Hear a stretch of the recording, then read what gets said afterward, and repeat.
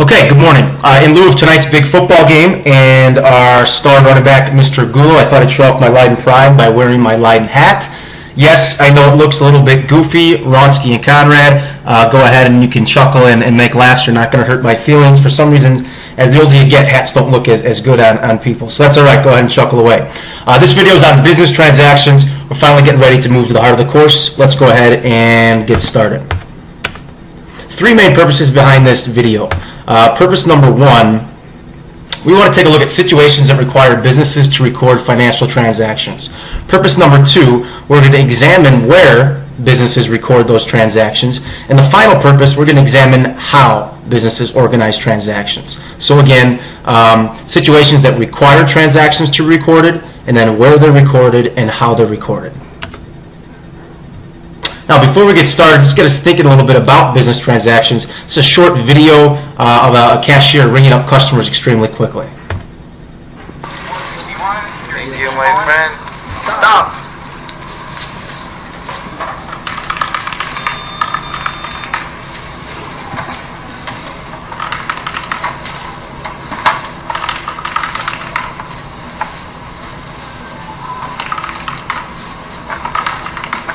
Okay, I'm going to go ahead and stop it there and get the point. So he's ringing up all these different transactions. There's about to be an exchange. That customer is getting the product, and the grocery store is going to get some form of payment, whether in cash or through a credit card. Regardless, there's an exchange. That's a business transaction. Both parties got something. That's what we're going to talk about in this video. So, what are business transactions?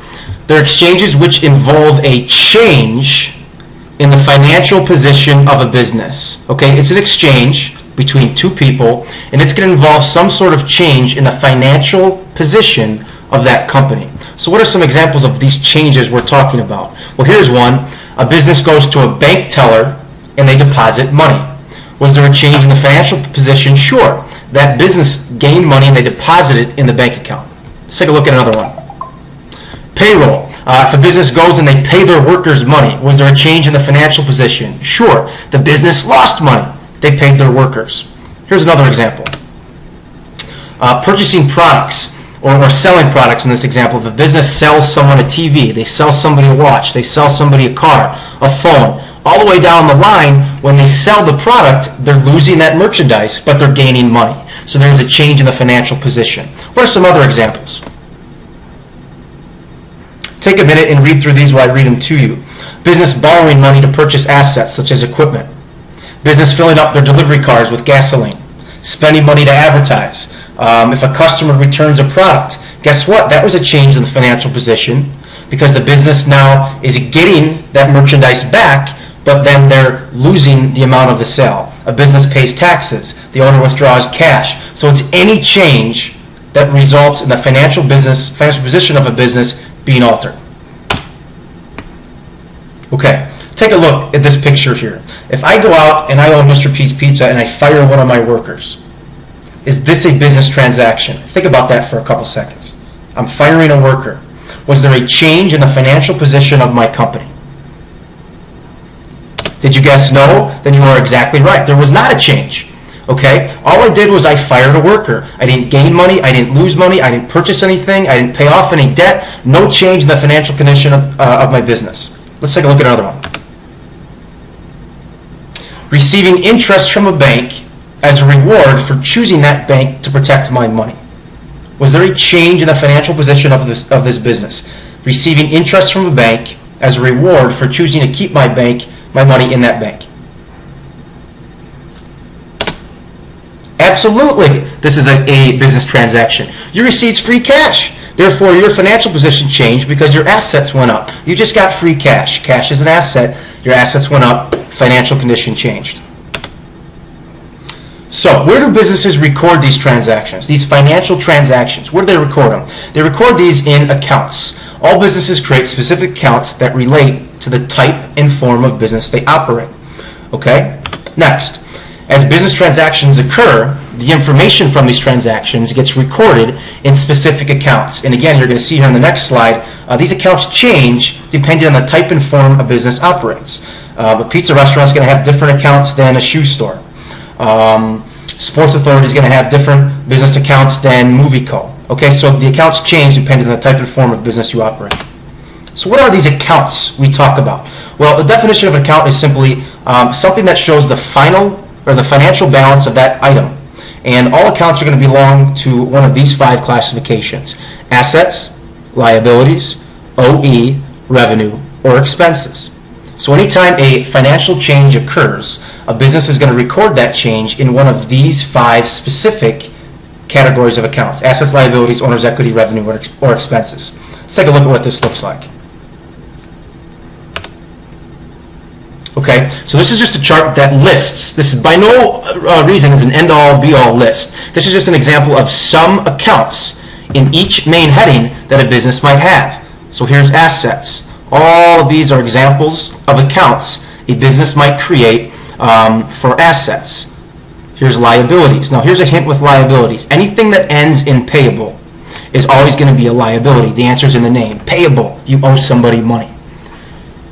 Owner's equity, the 2 accounts that relate to the individual owning it. Well, Mr. P capital, which is going to be his claims to the assets, and Mr. P withdraws. Guess what? I have to get paid. I have to eat. I have to buy clothing. I have to pay for my own personal expenses. So sometimes I'm going to have to withdraw money from the business to support myself as the owner. Then we have revenue. That could be known as sales. That could be known as fees. That could be interest income, like we get getting money from a bank. And then we have all our different kinds of expenses. Okay? And depending on the type and form of business you operate, these account headings are going to change. Okay? If there's a business owned by one person, he might not have an expense called salaries because he might just record it under Mr. P withdrawals. Assets. If I operate out of my private home, I'm a self-employed entrepreneur, I might not have an asset account called building. So these account titles change based on the type and form that a business operates. Let's compare, well, let's first take a look at a chart of accounts. Now, businesses track these financial transactions by using a numbering system called a chart of accounts. It's just simply a list of all the accounts used by a business. Okay, if you notice, it's categorized. It's a way of categorizing accounts, which makes it easy for businesses to enter, locate, and retrieve data.